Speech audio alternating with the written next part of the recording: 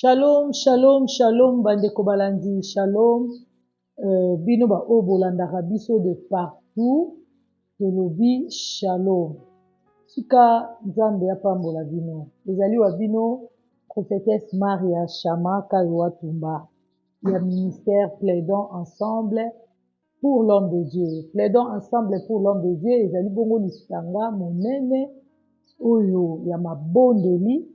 Oyo ebondelaka toujours mpona basali ya nzambe ya mokili mobimba. Tolobi plaidant eza lisanga monene ya basali ya nzambe ya basi mpe ya mibali oyo wapi basambelaka kaka mpona bapasteur ya mokili mobimba e yango toprofite mpe mpona kopesa shalom na bapasteur nyonso ya mokili mobimba oyo bazali bongo kolanda biso. Tolobi kimia mpe omabota na bino banso.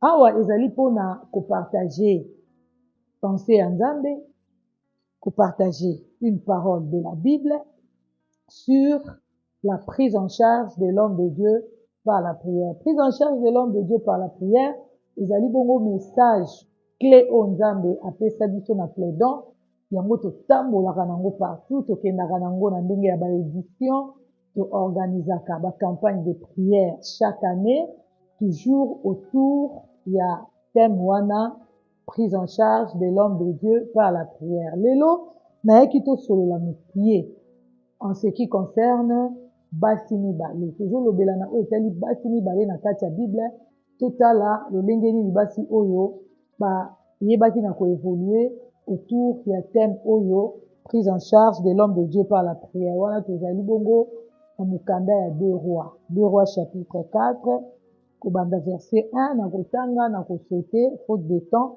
mais yo ozali kolanda biso koyi kotanga 2 rois chapitre 4 kobanda verset 1 tina suka. Tanga mo calmement ou comprendre de quoi il s'agit. Je lis au nom de Jésus. Une femme d'entre les femmes des fils des prophètes cria à Élisée en disant: ton serviteur, mon mari, est mort. Et tu sais que ton serviteur craignait l'Éternel. Or, le créancier est venu pour prendre mes 2 enfants et en faire ses esclaves. Parole du Seigneur. Bien-aimé, oyo ezali bongo mwasi ya liboso na kati ya 2 rois chapitre 4 totala lolenge nini lisolo yango etambolaki. Mwasi oyo azali mwasi ya prophète, aza mwasi ya mosali na nzambe. E Bible ezoloba ke mosali ya nzambe wana akufaki. Mosali ya nzambe wana akufaki, me nsima ya liwa na ye eza na makambo esalamaki. Makambo yango nini? Mama oyo tout en étant veuve afandi na kati ya ndako, pasi ya kokufela mobali nano esili te, pasi ya kotala ndenge nini atikala kozwa bana na ye en charge nano esili te. Du coup amoni bato bakoti mpo na ye akanisi mbala mosusu baye kosunga ye ka nde ezalaka. Bino moko boyebi soki moto akufeli aza nano ya kofanda na se na matanga, soki amoni bato bakokota na ndako toujours akozala na mwa intention ya kokanisa ke certainement baye mpo baya kobondisa ngai, baye mpo baya kokonsole ngai, baye mpo baya kotala ngai, kosunga nga na pasi oyo ekomelaki nga. Mais chose grave, bien aimé, chose grave, bato ntango bakotaki bayaki te mpona koya kosunga veuve, bayaki te mpona koya kocompatir na veuve, bayaki te mpo baya kokonsole veuve, mais bayaki mpo baya kobakisa pasi likolo ya pasi. Oyo moto ezolandanga landanga na bokebi po comprendre pourquoi tolembaka te kosensibiliser bato, koréveiller bato bana nzambe comprendre que la prise en charge de l'homme de Dieu par la prière ezali bongo na place moko très capitale dans l'église corps du Christ. Mama oyo amoni bapaya kokota ayambi bango malamu, bafandisi bango, mais discours oyo bapaya oyo bayaki nango ezalaki très choquant. Bapaya oyo bayaki kosala nini? Baye parce que mowei akufaki atiki nyongo, azalaki na nyongo na bango. Enyongo ezalaki tellement makasi. Mowei mosali ya nzambe prophète azalaki na makoki te ya kofuta niongo wana de son vivant. Bien aimé, prise en charge de l'homme de Dieu par la prière. Mwasi akeye epai Élisée, ntango mwasi ayoki bato balobi biso toye po toya kokamata bana tokende na bango bakoma bawumbu parce que awa tomoni te moto ya kofuta niongo wana tomoni te eloko ya valeur oyo tokoki kosimba te na compte ya niongo wana. Bien aimé, botelelanga likambo. Un prophète mosali ya nzambe abandi nzambe atambolaki na vie ya sanctification mais akufi atiki niongo, c'est-à-dire azalaki pauvre, c'est-à-dire mosali ya nzambe azalaki kosouffrir. Ça prouve à suffisance que na vie ya mosali ya nzambe oyo prise en charge ezangaki. Yaya, aussi longtemps que la prise en charge de l'homme de Dieu par la prière et kozala te, il y aura des problèmes sérieux dans l'église corps du Christ. Pourquoi j'ai dit dans l'église corps du Christ? Parce que j'ai toujours dit, et je le dis encore, lorsque la santé spirituelle de l'homme de Dieu eza malamu te, bien aimé, yeba yango malamu te, eza na eloko moko te ekoyeba komarche dans l'église. Alléluia. Mama oyo azalaki na eloko ya valeur te ya kopesa bacréancier oyo. Mama oyo azalaki na ye na mbongo te ya kofuta niongo ya bacréancier oyo.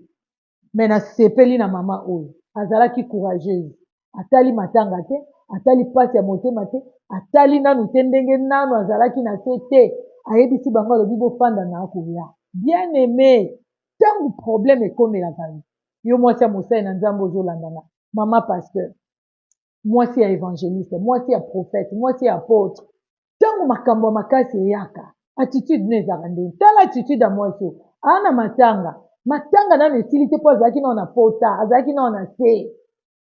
Alobi na bango bozela mwa moke nazoya. Akei wapi? Akimi mbangu vers Élisée. Élisée nani? Élisée le prophète de Dieu. Élisée azali koreprésenter nzambe. C'est-à-dire mwasi oyo ayebaki kokima vers le Seigneur mpona kokende koluka solution. Amemi likambo na ye epai ya Élisée. Alobi mosali ya nzambe Élisée, oyebi malamu ke mobali nanga abangaki nzambe, oyebi malamu ke mobali nanga azalaki mosali ya nzambe, me ntango akufaki atikaki niongo. Papa na ngongo tozoloba bakolo niongo baza kuna baye mpo baya kobotelanga bana nde héritage oyo mobali atikelaki nga. Mobali atikeli nga richesse mosusu te soko bana na ngai oyo te. C'est-à-dire que soki bacréancier oyo bazwi kaka bana oyo nga nabebi kobeba na sambo kosambwa seke naza esu na eloko te. Tu dois faire quelque chose. L'homme de Dieu, tu dois faire quelque chose. Quelle est cette femme-là du pasteur oyo soki makambo eyindeli ye akoko kota na présence en nzambe pour que le Seigneur fasse quelque chose? Quelle est cette femme-là, bien-aimée? Botelanga mwasi akei alobi Élisée mosali ya nzambe esengeli osala quelque chose. Mais j'aime le Seigneur, bien-aimé. Bible ekosa te, Bible elobi moko te ayaka na présence ya nzambe mpe azonga maboko pamba. Mama oyo malgré baproblème azalaki nango, malgré situation difficile oyo azalaki kotraverse, azongaki maboko pamba te. Élisée apozaki question, bien-aimé, bokotanga suite ya verset. Bible ezoba na verset 2. Élisée lui dit, que puis-je faire pour toi? Dis-moi, qu'as-tu à la maison? Elle répondit, ta servante n'a rien du tout à la maison qu'un vase d'huile. Alléluia. Soko tali discours oyo ezotémoigner ke ya solo pe ya mwasi azalaki eloko te, mobali na ye azalaki vraiment pauvre, bazalaki na eloko moko te ya valeur. Alobi mosali no ya mwasi aza na eloko te, kaka tuka l'huile mokie nde eza na ndako. Élisée ayebisi ye, j'aime le Seigneur. Même ata soko oza na un petit rien na nzambe na biso ekoki mpe kose multiplier. Yo moto ozolanda nga lobelanga amen. Yaya, Élisée lui dit, va demander au dehors des vases chez les voisins, des vases vides, et n'en demande pas un petit nombre. Alléluia. Bien-aimé, toyebi suite. Élisée atikaki mwasi azonga na problème na ye te. Ntango Élisée ayoki ke aza na mwa lili moke na ndako, Élisée devait faire quelque chose. Élisée devait déclarer. Élisée était qui a opéré miracle pour que moi ayaki na mayamisu azonga na koseka azonga na esenga, pour dire que la prise en charge de l'homme de Dieu par la prière ezali kopesa ba solution na bomo ya basali ya Nzambe, mais ezali pe kopesa ba solution na bomoi ya batu oyo bake koluka Nzambe en faveur ya basali ya Nzambe. Botala bolamu to bonheur ya kozala na présence ya Nzambe en faveur des hommes de Dieu. Nalobaka pe na bezaka tolo nazaka fier ya kozala mama ya plaidant ensemble pour l'homme de Dieu. Bota mwasi azalaki vide, azalaki na problème. Bato nyongo batika na ndako bazozela babotola ebana. Mais akei koluka solution pona nyongo o mosala Nzambe akufa atika.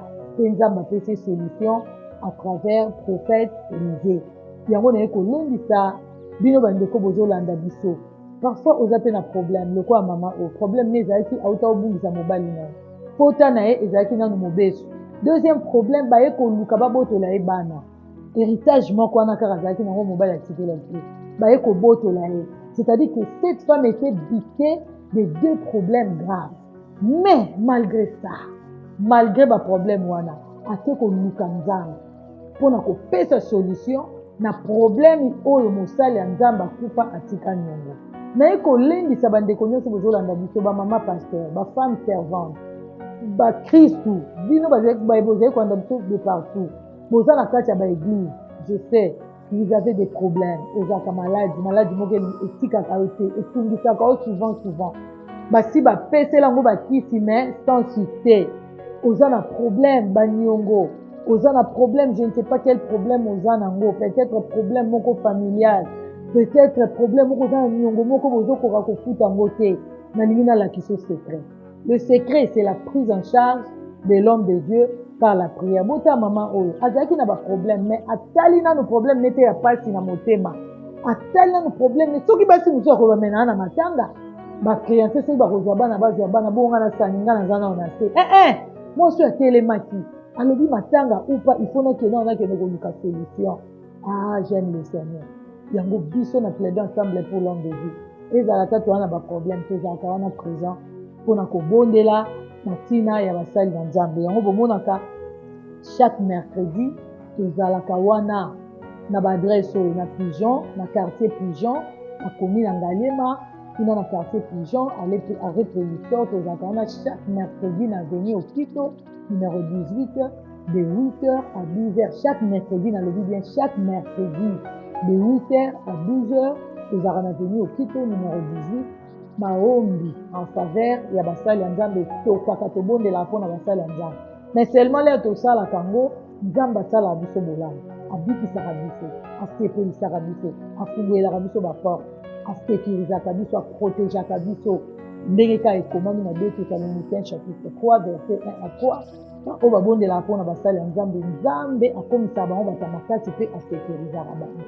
Bien-aimé ezalaki wa bino prophétesse Maria Chama na memelaki bino sango oyo mpona kobenda bino mpona koattirer attention na bino ke bino mpe bokoki mpe korejoindre biso dans cette grande vision ya plaidant ensemble pour l'homme de Dieu mpo bino mpe bobanda mpe kobika bolamu ya Nzambe. Tika Nzambe ya plaidant ensemble pour l'homme de Dieu oyo tosalelaka ayebana kosala bino bolamu. Nazalaki koloba chaque mercredi tozalaka na Pigeon, chaque lundi tozalaka na cité verte na salle panafricaine de 16h30 à 19h30 et chaque jeudi tozalaka na champ de tir. Champ de tir ezali derrière camp Badiadine arrêt Libulu en diagonale na Galaxie. Tozalaka na champ de tir chaque jeudi de 8h à 12h kuna na Kam avenue Kam arrêt Kam eyebani na bamotar wana nyonso tu to boko rejoindre na badresse wana bino mpona tosalela Nzambe na rythme ya plaidant ensemble pour l'homme de Dieu. Na pamboli bongo bafani na biso nyonso tu baoyo bolandaka biso na bareseau sociaux tika Nzambe asala bino bolamu bino mpe baoyo bosoutenaka baémission ya plaidant ensemble pour l'homme de Dieu na 10 francs na bino bosoutenaka yango na baprière. Nalobi Nzambe apambola bino na pamboli mpe mosali ya Nzambe apôtre Slisha Matumba héros dans Londres oyo wata azalaka wana mpo ke makambo yango ekende malamu. Tika kimia eumela mpo mabota na bino. À la prochaine.